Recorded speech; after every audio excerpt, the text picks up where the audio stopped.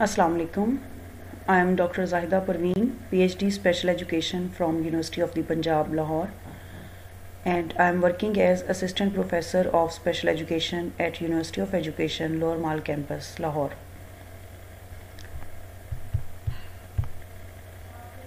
This is the course of teaching of mathematics to mentally challenged children, and this course belongs to Masters of Special Education with an area of specialization of mentally challenged. And this is a course of 3 credit hours with a course code of SPED 4139, and title of today's lesson is Guided Discovery Method. So now we will talk about guided discovery. Evidence suggests that if the goal is to foster deep conceptual understanding of mathematics, students must be provided with opportunities to develop their own ideas of underlying concepts through exploration. So research हमें ये suggest करती है कि through exploration students should be allowed to explore the things, and we should provide them the opportunities so that they can explore new ideas and they can construct their own thinking and their own concepts. Moreover, research reveals that a reasonable degree of guidance is often more effective than low guidance. जैसे हमने last lecture में discuss किया about direct instruction और expository instructions. In contrary to that, जब हम बात करते हैं guided discovery की, तो research हमें ये suggest करती है कि जो guidance के साथ जब आप instructions provide करते हैं students को, that is more effective as compared to those instructions which are very low guided. तो गाइडेंस के साथ हमें बच्चों को प्रोवाइड करनी चाहिए इंस्ट्रक्शंस ताकि वो ज़्यादा अच्छा परफॉर्म कर सकें. Guided discovery is an approach to inquiry-based learning that values both student exploration and direct teaching. The overarching goal of this approach is to foster collaboration and thoughtful interactions with mathematical concepts. जो guided discovery होती है वो एक ऐसी approach है जो inquiry based learning के ऊपर बेस करती है, और ये बेसिकली द कॉम्बिनेशन है डायरेक्ट टीचिंग का और एक्सप्लोरेशन का, बिकॉज इसमें स्टूडेंट्स जो हैं वो एक्सप्लोर भी कर रहे होते हैं और प्लस उनको टीचर गाइडेंस भी मौजूद होती है in the form of direct teaching. तो जब ये इन दोनों का कॉम्बिनेशन होता है तो that is called as guided discovery. और the term guided discovery refers to a teaching and learning environment where students are actively participating in discovering knowledge. So basically the guided discovery का जो goal है that is discovery of knowledge with the help of direct teaching and exploration by the students. Direct teaching by the teacher and exploration by the students.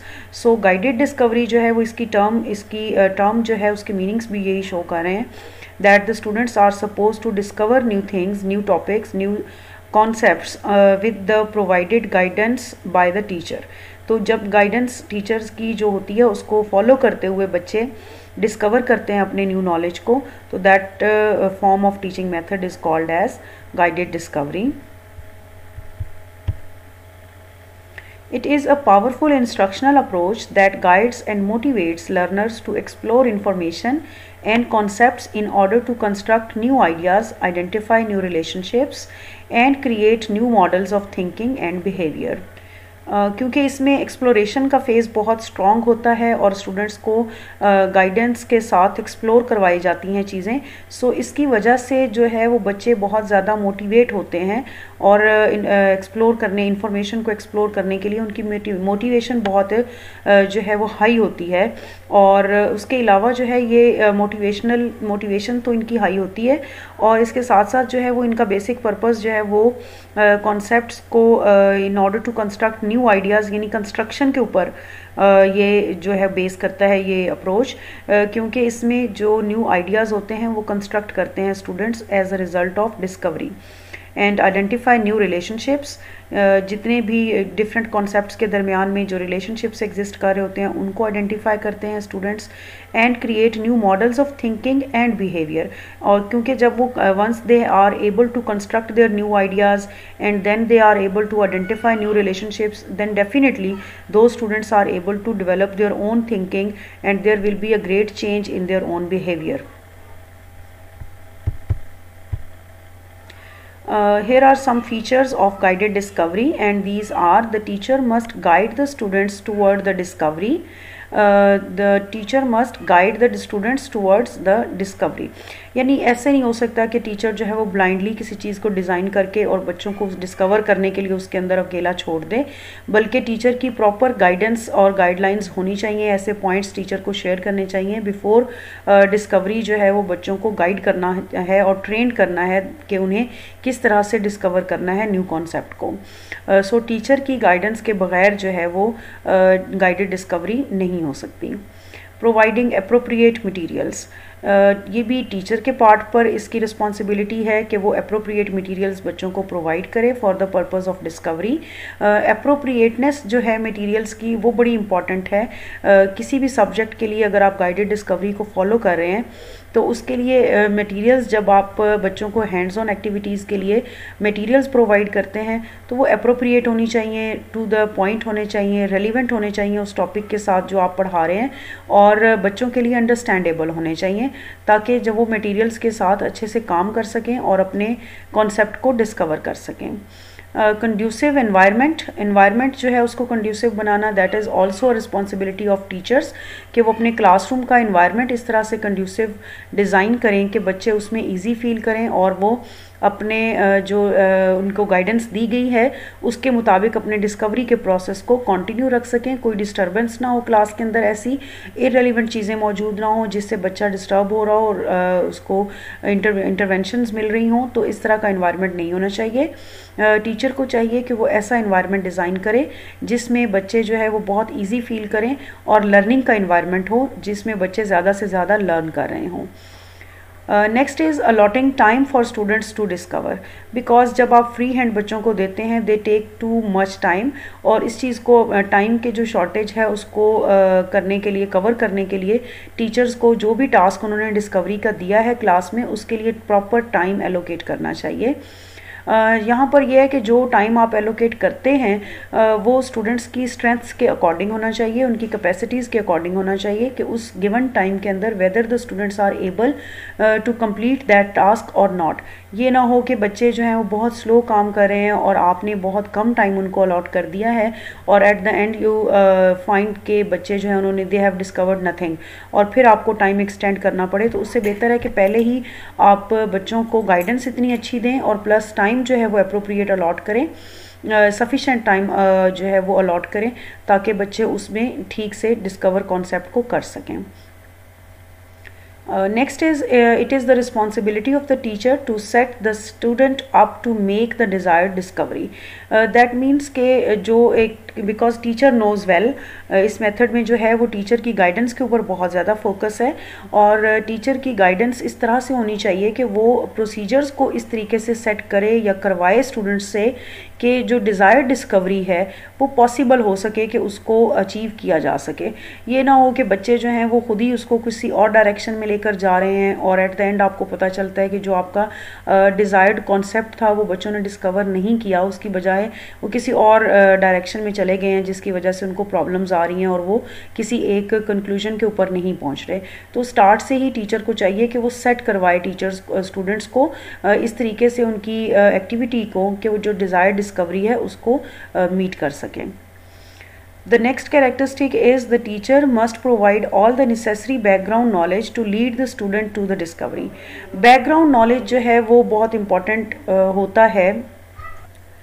तो further जो activities आप class में discover करने के लिए करवा रहे हैं उसके लिए जो रिक्वायर्ड बैकग्राउंड नॉलेज होता है वो रिफ़्रेश करवाएं डिस्कवरी की एक्टिविटी से पहले, ताकि जब आप उस नॉलेज को रिफ़्रेश करवाएं तो बच्चे जो हैं वो उसको रिलेट कर सकें कि हमने इस एक्टिविटी के अंदर जो ऑलरेडी हमारे कौन से लर्नड कॉन्सेप्ट्स हैं जिनको हमने अप्लाई करना सीखना है, और ताकि वो इसको न्यू डिस्कवरी जब वो कर लेते हैं, एक नया कॉन्सेप्ट जो है उसको जब लर्न करते हैं तो वो उसको अपने बैकग्राउंड नॉलेज के साथ फिट कर सकें और उसके साथ उसको रिलेट करके मेमोराइज कर सकें।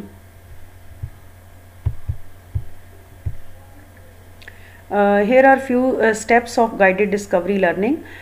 3 steps हैं इस टीचिंग अप्रोच में, टीचिंग मेथड में। First is exploration, second is invention and the third one is discovery.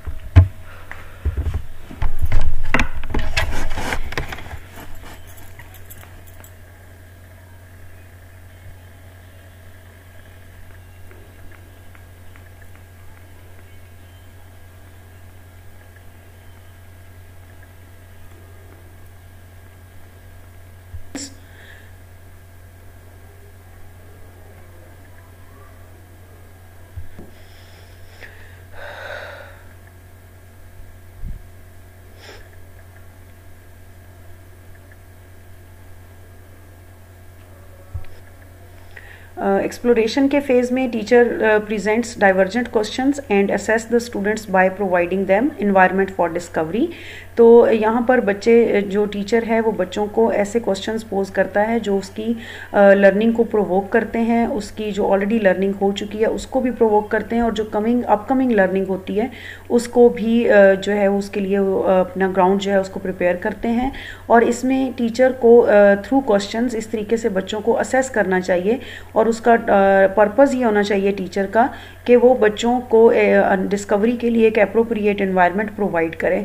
और इस असेसमेंट के थ्रू, इन डाइवर्जेंट क्वेश्चंस के थ्रू बच्चे जो हैं वो न्यू टॉपिक, अपने न्यू कॉन्सेप्ट को एक्सप्लोर कर रहे होते हैं। Second stage is of invention, and in this stage with the help of the teacher the students find the meaning and structure of the ideas. So यहाँ पर teacher जो है वो बच्चों को क्योंकि ये गाइडेड डिस्कवरी है तो टीचर की गाइडेंस जो है वो थ्रू आउट 3 स्टेप्स में बच्चों के साथ साथ रहती है। जैसे एक्सप्लोरेशन के फेज़ में टीचर का रोल जो है वो डाइवर्जेंट क्वेश्चंस को पोज करना है, और बच्चों का काम जो है वो उन क्वेश्चंस के आंसर्स को एक्सप्लोर करना है, ठीक है। और जो इन्वेंशन की स्टेज है इसमें टीचर का रोल ये है कि वो बच्चों के जो उनकी मीनिंग्स हैं उनको जो कंस्ट्रक्ट अपने माइंड में मीनिंग्स को कर रहे हैं उनके स्ट्रक्चर को वाज़ेह करे, उसको एक्सप्लेनेशंस के थ्रू क्लियर करे। थर्ड स्टेप है डिस्कवरी का, और इस स्टेप में the child applies what he learned in exploration and invention stages to new situation. देखें, 2 ऊपर के जो स्टेप्स हैं उनमें बच्चों ने न्यू कॉन्सेप्ट को एक्सप्लोर कर लिया with the help of the teacher, और उसके बाद जो उन्होंने कॉन्सेप्ट एक्सप्लोर किया है उसके मीनिंग्स और स्ट्रक्चर को एक्सप्लेनेशंस के थ्रू उन्होंने कंफर्म किया है। और उसके बाद इन दोनों स्टेप्स में जो कुछ उसने लर्न किया होता है उसके लिए थर्ड स्टेप में टीचर उसको एक न्यू सिचुएशन प्रोवाइड करता है, उसके सामने एक न्यू सिचुएशन पोज की जाती है जिसमें जो स्टूडेंट है वो अपनी लर्न मटेरियल को अप्लाई करना सीखता है।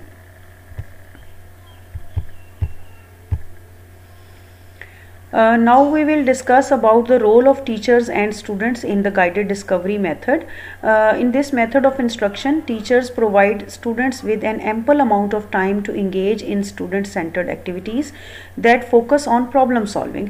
तो इस मेथड में बेसिकली टीचर का रोल जो है वो बच्चे को अच्छी डिज़ाइंड एक्टिविटीज़ जो कि स्टूडेंट सेंटर्ड हों, जिसमें बच्चे एक दूसरे के साथ इंगेज होकर काम कर रहे हों और प्रॉब्लम्स को सॉल्व करना हो, तो ऐसी एक्टिविटीज़ को अरेंज करना टीचर का काम होता है। Teachers take on the role of coach. तो बेसिकली देखें, कोच का रोल जो है वो आपको रूल्स, डिसिप्लिन, ये सारी चीज़ें इंट्रोड्यूस करवाना होता है और खेल को सिखाना होता है। तो उसी तरीके से कोच का जो रोल है यहाँ पर टीचिंग मेथड में टीचर का रोल एक कोच के तौर पर होने का मतलब ये है कि टीचर ने आपको लर्न नहीं करवाना, आपने चीज़ों को एक्सप्लोर खुद करना है स्टूडेंट्स ने, लेकिन टीचर का रोल ये होता है कि वो सिर्फ आपको इंट्रोडक्टरी जो गाइडलाइंस होती हैं वो प्रोवाइड कर रहा होता है, डू और डू नॉट्स के बारे में इन्फॉर्म कर रहा होता है कि आपने क्या करना है और क्या नहीं करना, किस तरह से करना है। और उसके बाद जो प्रोसीजर बच्चे स्टार्ट करते हैं तो उसमें टीचर मौजूद रहता है for the guidance, but only for the guidance. उसका मतलब ये नहीं होता कि आप बच्चे के हाथ से चीज़ें लें और उसको खुद करके उसका आंसर लिखवाना शुरू कर दें, तो ऐसा इस टीचिंग मेथड में नहीं होता। कोच का रोल टीचर ने प्ले करना होता है। So teachers take on the role of coach using their professional judgment and expertise to decide when it is necessary to provide students with direct instruction and when it is appropriate to give them opportunities for explorations. So totally teacher के हाथ में है, उसने इस चीज़ को decide करना है कि कहाँ पर उसने लेक्चर मेथड के थ्रू, डायरेक्ट इंस्ट्रक्शंस के थ्रू बच्चे को क्लैरिटी की तरफ लेकर जाना है या इंफॉर्मेशन और गाइडेंस प्रोवाइड करनी है, और कब उसे स्विच ओवर करना है टुवर्ड्स एक्सप्लोरेशंस और एक्टिविटीज़ के अंदर बच्चे को इन्वॉल्व करना है, और किस तरह से उसने एक्सप्लोरेशंस प्रैक्टिकली करवानी है बच्चों से। तो ये सब चीज़ें जो हैं इसके लिए कितना टाइम रिक्वायर्ड है, सब कुछ जो है वो टीचर्स ने खुद मैनेज करना होता है। For instance, if teachers see that students are struggling with a certain concept, यानी बच्चे को समझ नहीं आ रही, क्लास में कोई confusion हो गई है, ठीक है, in spite of the fact के टीचर ने ऑलरेडी बच्चे को बहुत अच्छी गाइडेंस भी क्लास को प्रोवाइड कर दी, बट स्टिल जो है वो क्लास स्ट्रगल कर रही है किसी कॉन्सेप्ट को इन्वेंट करने में, then teachers may take this as an opportunity for explicit instruction and design a lesson on a need to know basis. ठीक है, तो यहाँ पर जो है वो टीचर अगेन एक डायरेक्ट इंस्ट्रक्शन के लिए लेसन को प्लान कर सकता है, दोबारा से टीचर किसी नए तरीके से स्टूडेंट्स को एक्सप्लेन करे और जिससे बच्चों को समझने में आसानी हो, तो वो एक नया लेक्चर डिज़ाइन करके उसकी तरफ जा सकता है और दोबारा फिर जो है वो हैंड्स ऑन एक्टिविटीज़ की तरफ आएगा, डिस्कवरी की एक्टिविटीज़ की तरफ टीचर दोबारा उन बच्चों को लेकर आएगा, ताकि अगर उन्होंने लर्न कर लिया है तो वो उसको नई सिचुएशंस में अप्लाई कर सकें। Now here are some challenges in implementing guided discovery, क्योंकि गाइडेड डिस्कवरी जो है that is a blend of direct instruction and discovery. तो डिस्कवरी एक्टिविटीज़ और डायरेक्ट इंस्ट्रक्शन का जब ब्लेंड होता है तो उसमें बहुत से चैलेंजेस फेस करने पड़ते हैं। Implementing this guided discovery approach to learning in math can be challenging for educators, as this method requires skills that may be unfamiliar in traditional mathematics classroom. So have a visit के कौन-कौन से challenges face करने पड़ते हैं। Some of these skills include the ability to embrace uncertainty. तो इस method की चूँकि नेचर ऐसी है कि हर वक्त सिचुएशन अनसर्टन रहती है। समटाइम्स ये होता है कि टीचर ने डायरेक्ट इंस्ट्रक्शंस के थ्रू गाइडेंस प्रोवाइड की है बच्चों को, लेकिन आपको इस चीज़ के लिए रेडी होना चाहिए कि मे बी बच्चे जो है उन्होंने डायरेक्ट इंस्ट्रक्शंस के थ्रू जो आपने गाइडेंस प्रोवाइड की है उसको प्रॉपरली ग्रैस्प ना किया हो, उसको लर्न ना किया हो कि टीचर ने क्या चीज़ समझाई है, और जब टीचर जंप इन कर जाता है टुवर्ड्स हैंड्स ऑन एक्टिविटीज़ तो वहाँ जाकर टीचर को अंदाज़ा हो सकता है कि बच्चों को लर्निंग नहीं हो रही। तो उस सिचुएशन में टीचर जो है उसको अपने डिसीजंस को अनसर्टन होते हैं, उसकी सिचुएशंस अनसर्टन होती हैं, और अनसर्टन सिचुएशंस के मुताबिक टीचर के अंदर ये एबिलिटी होनी चाहिए कि वो उस अनसर्टेनिटी को एम्ब्रेस कर सके, उसको प्रॉपरली कैटर कर सके और उसको दोबारा से ज्वाइन कर सके कि किस तरीके से अब जो है वो बच्चों को पढ़ाया जा सकता है। Now foster students decision making by balancing guidance and student independence. तो स्टूडेंट्स की डिसीजन मेकिंग को फोस्टर करने के लिए टीचर को चाहिए कि वो गाइडेंस और स्टूडेंट की इंडिपेंडेंस दोनों चीज़ों का ख्याल रखे और उन दोनों के दरमियान में एक प्रॉपर बैलेंस होना चाहिए। ना तो टीचर की गाइडेंस जो है वो इतनी ज़्यादा हो जानी चाहिए कि बच्चे जो है उनको इंडिपेंडेंस ना रहे और वो टीचर के ऊपर डिपेंड करना शुरू हो जाएं और टीचर की गाइडेंस पर डिपेंड करना शुरू हो जाएं, और ना ही इतना ज़्यादा स्टूडेंट को इंडिपेंडेंट कर देना चाहिए कि वो डिस्कवरी की बजाय जो है वो जो आपकी डिज़ायर्ड कॉन्सेप्ट डिस्कवरी है उसकी तरफ जाने की बजाय अपनी ही मर्जी के किसी कॉन्सेप्ट की तरफ चले जाएं। तो एक बड़ा कीनली टीचर को इस तरफ ख्याल करना पड़ता है, एक प्रॉपर बैलेंस क्रिएट करना पड़ता है between the teachers guidance and students independence. Next point is recognize opportunities for learning. तो डिस्कवरी लर्निंग जो है उसमें टीचर को बार बार ऐसी अपॉर्चुनिटीज़ क्रिएट करनी चाहिए जो कि लर्निंग की अपॉर्चुनिटीज़ हों, ताकि बार बार ऐसी सिचुएशंस में स्टूडेंट्स जाएं जिसमें लर्न वो कर सकें। Next is maintain flexible thinking. ठीक है, तो टीचर की जो थिंकिंग है वो फ्लेक्सिबल होनी चाहिए, क्योंकि इसमें बार बार आपको स्विच ओवर करना पड़ता है डिफरेंट सिचुएशंस के अंदर। कभी आपको प्रीवियस जो आपने स्टेप कर लिया होता है उसकी तरफ दोबारा आना पड़ता है। समटाइम्स ये होता है कि जो न्यू सिचुएशन आपने बच्चों को प्रोवाइड की है for the purpose of application of the learn concepts, तो आप ये फील करते हैं कि जब बच्चे उस न्यू सिचुएशन में गए हैं तो या तो वो बहुत ज़्यादा उनको डिफ़िकल्ट फील हो रही है या बहुत ज़्यादा ईजी फील हो रही है। तो दोनों सिचुएशंस में आपको जो न्यू लर्निंग की एनवायरनमेंट आपने बच्चे को प्रोवाइड की है या न्यू एक्टिविटी प्रोवाइड की है उसको चेंज करना पड़ता है। तो फ्लेक्सिबल थिंकिंग जो है वो टीचर ने अपनी मेंटेन करनी होती है।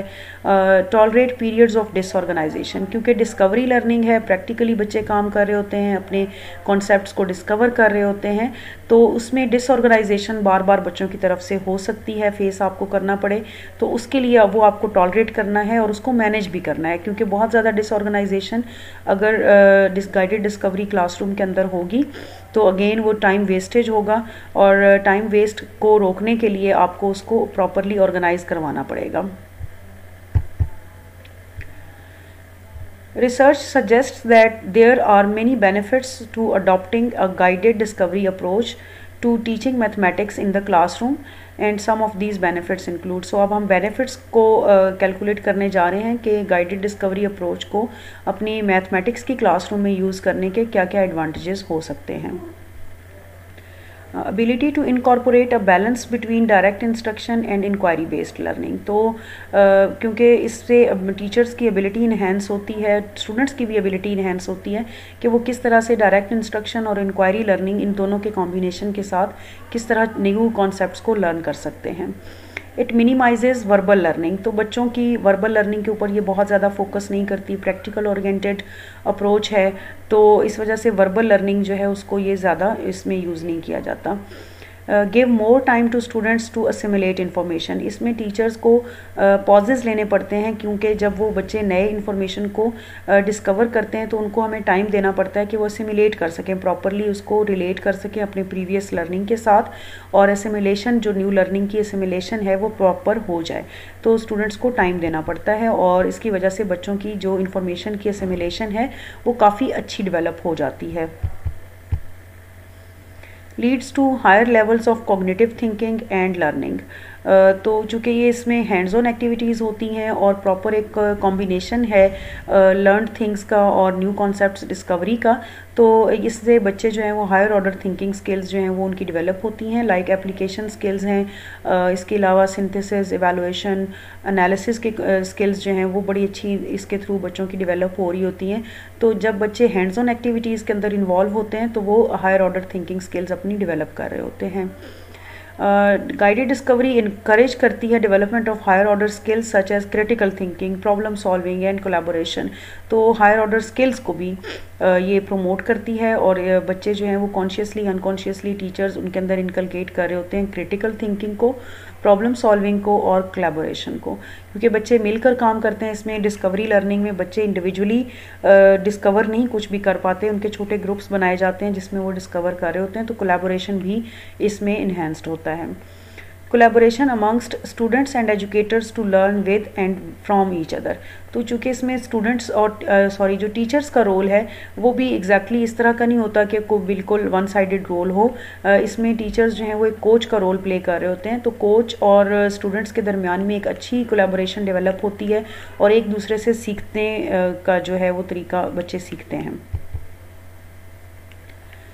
इसके फर्दर बेनिफिट्स में है increased ability to think critically and problem solve. तो एबिलिटी क्रिटिकल थिंकिंग जो है और प्रॉब्लम सॉल्विंग स्किल्स डेवलप होती हैं बच्चों में। स्टूडेंट्स में work at their own pace and demonstrate their learning in different ways, क्योंकि इसमें हर बच्चा जो है वो अपनी या जो हर ग्रुप होता है वो अपनी पेस पर डिस्कवरी लर्निंग को लेकर चलता है और टीचर की गाइडेंस के साथ, और जब वो अपने किसी कॉन्सेप्ट को एक्सप्लोर कर लेते हैं तो उनको फ्री हैंड दिया जाता है कि वो अपनी जो उन्होंने लर्न कॉन्सेप्ट्स हैं उनको डिमॉन्स्ट्रेट करें। तो उनकी डिमॉन्स्ट्रेशन के वेज में भी बच्चे जो हैं वो इंडिपेंडेंट होते हैं, वो जिस तरह से चाहें अपनी लर्निंग को डिमॉन्स्ट्रेट कर रहे होते हैं और इन्जॉय करते हैं डेमोन्स्ट्रेशन को। ability to incorporate students' interests and accommodate for specific needs. तो ये चूँकि एक फ्री हैंड होता है, इसमें बच्चों को वो खुद से काम कर रहे होते हैं with the help of the teacher guidance, और इस वजह से जो स्टूडेंट्स के इंटरेस्ट्स होते हैं वो इसमें काफ़ी ज़्यादा इनकॉर्पोरेट टीचर कर सकता है। ऐसी एक्टिविटीज़ को डिज़ाइन करें जो बच्चों की इंटरेस्ट्स के मुताबिक हों और बच्चे उसको इंजॉय करें, और इस तरह से भी एक्टिविटीज़ को प्लान करना चाहिए कि जिसमें बच्चों की जो स्पेसिफिक नीड्स हैं उनकी लर्निंग एबिलिटीज़ के अकॉर्डिंग उनको अकोमोडेट किया जा सके। इट मीन्स कि आप बच्चों के ग्रुप को एक ग्रुप को अगर आपने बनाया है क्लास के अंदर तो उसको कोई ऐसा टास्क नहीं दे सकते जो कि बच्चों की एबिलिटीज़ से अबव हो। एबिलिटीज़ के अकॉर्डिंग उनका टास्क होना चाहिए ताकि वो उसको प्रॉपरली डिस्कवर कर सकें। Now we will discuss a few disadvantages of this teaching method. Time consuming है बिकॉज इसमें डिस्कवरी लर्निंग में बच्चों के लिए डिस्कवरी की एक्टिविटीज़ प्लान की जाती हैं जिसमें फिर बच्चे जो हैं उनको बहुत ज़्यादा हम उनको टाइम बाउंड भी नहीं कर सकते। समटाइम्स ये होता है कि आप जिस तरफ डिस्कवरी को लेकर एक्टिविटी को लेकर जाना चाह रहे होते हैं बच्चे उस तरफ नहीं जाते और उनकी लर्निंग प्रॉपर नहीं हो रही होती, तो आपको दोबारा प्रीवियस स्टेप की तरफ जाना पड़ता है। सो उसमें फिर ये टाइम टेकिंग हो जाता है। Difficulties to slow learners. अच्छा, यहाँ पर अब ये है कि जो अगर क्लास में जो बच्चे स्लो लर्नर्स होते हैं वो उसमें प्रॉपरली नहीं इनपुट अपना दे सकते क्योंकि इसमें हायर ऑर्डर थिंकिंग स्किल्स काफ़ी ज़्यादा इन्वॉल्व होती हैं और स्लो लर्नर्स चूँकि उन स्किल्स में वीक होते हैं तो उस वजह से उनको इसमें डिफ़िकल्टीज़ फेस करनी पड़ती हैं। Teachers are not properly trained, क्योंकि ये एक ऐसा मेथड है जो कि क्वाइट न्यू है और इसमें एक कॉम्बिनेशन है टीचर का रोल बड़ा इसमें क्रिटिकल है कि उसने कैसे स्विच ओवर करना है दो डिफरेंट अप्रोचेस में। तो इस वजह से टीचर्स की प्रॉपर ट्रेनिंग होनी चाहिए गाइडेड डिस्कवरी को क्लासरूम के अंदर यूज़ करने के लिए। अनटिल अनलेस टीचर्स जो हैं वो प्रॉपरली ट्रेंड नहीं होंगे तो फिर वो उसको इतना प्रॉपरली उसको नहीं करवा पाएंगे, टीचर स्टूडेंट्स की तरफ से फॉलोअप नहीं करवा पाएंगे, जिसकी वजह से जो डिस्कवरी लर्निंग का पर्पज़ होता है उसको वो मीट नहीं कर पाते। Expected benefits don't show up in regular achievement tests.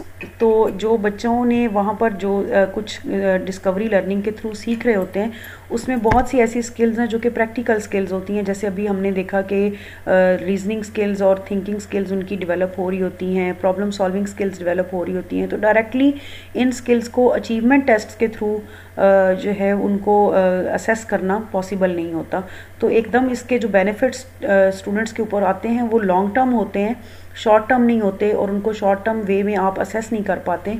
तो इस वजह से आपको फ़ौरन टीचर्स को ये असेस करना मुश्किल हो जाता है कि स्टूडेंट्स ने जो कुछ लर्न किया है इस by the use of this method, तो उसको वो अचीवमेंट टेस्ट में शो नहीं कर पाते। यहाँ पर एक जिग्सा मेथड मैं आपको इंट्रोड्यूस करवा रही हूँ। This method of guided discovery was created by Chapman in 2011 as a way or to flexibly implement inquiry based learning in mathematics। तो particularly mathematics के अंदर चैपमैन ने ये guided discovery के लिए एक मॉडल प्रेजेंट किया था। It takes the form of a jigsaw puzzle and includes all components of a standard inquiry cycle but is not linear and can be pulled apart and reorganized in a variety of ways with missing parts। तो इसमें कोई इसका hard and fast rule नहीं है कि कौन से component को कहाँ पर फिक्स करना है। ये टीचर के पास फ्लेक्सिबिलिटी होती है, वो जिस तरह से चाहे इसके पार्ट्स को ऑर्गेनाइज और रीऑर्गेनाइज कर सकता है, जब उसको वो चाहे वो इन्वेंट कर सकता है। This type of inquiry model is beneficial in mathematics as it allows educators to be flexible and incorporate direct instruction when necessary। तो टीचर के लिए इसमें बहुत ज़्यादा फ्लेक्सिबिलिटी होती है। तो यहाँ पर मैं आपको एक छोटा सा टास्क ये दूंगी कि आप इस जिग्सा मेथड को ख़ुद से सर्च करें और इसकी एक प्रॉपर डायग्राम आपको नेट पर मिल जाएगी, उसको आप देखें और अपने पास उसको ड्रॉ करें जिग्सा मेथड की डायग्राम को, और अब फाइंड आउट करें कि उसके कौन से कंपोनेंट्स जो हैं वो ऑथर ने किस तरीके से ऑर्गेनाइज किए हैं, और as a teacher of mathematics आप उसको कैसे रीऑर्गेनाइज भी कर सकते हैं। आप इस छोटी सी असाइनमेंट को करके आप मुझे व्हाट्सएप भी भेज सकते हैं, और या जिस तरह से भी ऑनलाइन आप मुझे भेजना चाहें आप मुझसे शेयर कर सकते हैं। Now we will briefly take a summary of this presentation। Inquiry in math may look different than inquiry based learning in other subjects। Math के अंदर इंक्वायरी डिफरेंट होती है क्योंकि मैथ के पर्टिकुलर जो सब्जेक्ट होता है उसमें स्पेसिफिक क्वेश्चंस होते हैं, कई क्वेश्चंस एक ही पैटर्न के ऊपर आ रहे होते हैं। तो इंक्वायरी जो मैथ के अंदर होती है वो कुछ डिफरेंट होती है। जैसे इंक्वायरी अगर आपने साइंस के क्लासरूम में करवानी हो तो that will be quite interesting, और उसके अंदर प्रैक्टिकल चीज़ें इस तरह की होंगी जो कि स्टूडेंट्स बड़े इंटरेस्ट लेकर करते हैं। लेकिन मैथ के लिए स्पेशली आपको ऐसी एक्टिविटीज़ फिर डिज़ाइन करनी पड़ती है जिसमें बच्चों का इंटरेस्ट और उनके एबिलिटी लेवल्स को देखकर हम उनको डिज़ाइन करते हैं। Math generally requires more direct instruction, therefore a guided discovery approach is fitting। तो डायरेक्ट इंस्ट्रक्शन जो है वो ज़्यादा इसमें मैथ के अंदर इन्वॉल्व होती है, क्योंकि जब एक नया कॉन्सेप्ट देना होता है टीचर उसके बेसिक प्रिंसिपल्स रूल्स उनको इंट्रोड्यूस करवाता है, और उसके बाद जो बच्चे हैं वो अपनी गाइडेंस टीचर की गाइडेंस के बाद जो है वो कोई नया उस फार्मूला का फिटिंग देख सकते हैं कि कौन सा वहाँ पर होगा और किस तरीके से उस क्वेश्चन को सॉल्व करना है, पॉसिबिलिटीज़ को देखा जा सकता है। तो प्रैक्टिकली हमें मैथ में इस तरीके से ये अप्रोच हेल्प कर सकती है। Guided discovery can be use to teach all strands of math, यानी मैथ में आपको पता है कि बहुत से डिफरेंट स्ट्रैंड्स हैं, ज्योमेट्री है, अलजबरा है, जो डिफरेंट बेसिक मैथमेटिक्स की स्किल्स होती हैं। तो किसी भी तरह का स्ट्रैंड मैथ का अगर आपने टीच करना है क्लास में तो उसके लिए you can easily use guided discovery method. Next is guided discovery promotes learning through problem solving and reasoning which leads to deeper mathematical understanding. Maths ऐसा सब्जेक्ट नहीं है जे कि हम ये समझें हैं कि मैथ्स का एक क्वेश्चन टीचर ने सॉल्व करवा लिया और उस पैटर्न पे बाकी सारे क्वेश्चंस बच्चों ने सॉल्व कर लिए हैं, तो that is enough. Basically math जो है वो बहुत डीपर लेवल पर हमारी अंडरस्टैंडिंग को डेवलप कर रहा होता है। प्रॉब्लम सॉल्विंग स्किल्स और रीजनिंग स्किल्स इसमें बहुत ज़्यादा पॉलिश हो रही होती हैं। तो इस वजह से ये जब हमारी higher order thinking skills develop होती हैं through the use of guided discovery, तो इससे मैथमेटिक्स की बड़ी डीपर अंडरस्टैंडिंग्स डेवलप होती हैं। तो सरफेस लेवल का नॉलेज नहीं होता मैथ्स का जो गेन कर रहे होते हैं इसमें बच्चे, क्योंकि वो प्रैक्टिकली खुद भी एक्सप्लोर कर रहे होते हैं। तो एक्सप्लोरेशन के थ्रू जब वो मैथ्स को सीखते हैं और फिर उसको न्यू सिचुएशंस में किसी भी फाउंड फार्मूला जो होता है उसको अप्लाई करके देखते हैं, तो उनकी उसके बाद जो लर्निंग होती है वो लॉन्ग टर्म लर्निंग होती है और वो उस कॉन्सेप्ट को ज़्यादा देर तक और ज़्यादा अच्छा कॉम्प्रीहेंड करते हैं और उसको याद रखते हैं। Thank you.